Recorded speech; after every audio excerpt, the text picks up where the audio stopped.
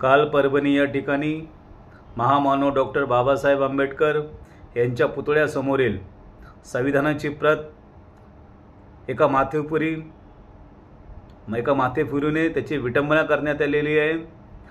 त्याच्या या कृत्याचा भीमराज सेना पक्ष हा तीव्र शब्दात निषेध व्यक्त करतो व त्याच्यावर राजद्रोहाचा गुन्हा दाखल करावा असा तेथील पोलीस प्रशासनाला मागणी करत आहे।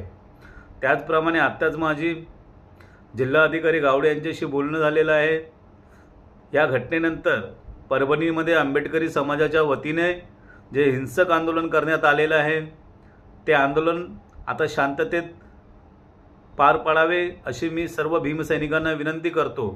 त्याचप्रमाणे त्या ठिकाणी स्थानिक प्रशासन, पोलीस प्रशासन यांनी जातीने लक्ष घालून त्या समाजकंटकाच्या पाठीमागे इतर काही लोक आहे का याची चौकशी करावी व भीमसैनिकावर खोटे गुन्हे दाखल करू नये। माझी आपल्या माध्यमातून सर्व भीमसैनिकांना विनंती आहे की आपण आता शांततेने आपलं आंदोलन करावं।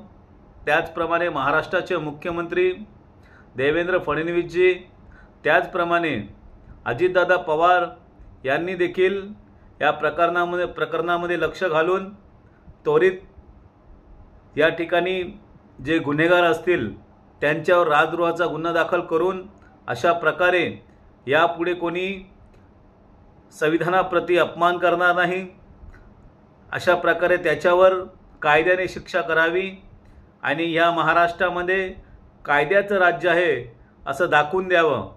भीमराज सेना पक्ष जर का या प्रकरणामध्ये सरकारने गांभीर्याने लक्ष न घातले नाही आणि जर का आरोपीला मोकट सोडले तर भीमराज सेना पक्ष याच्या विरोधामध्ये आंदोलन करेल।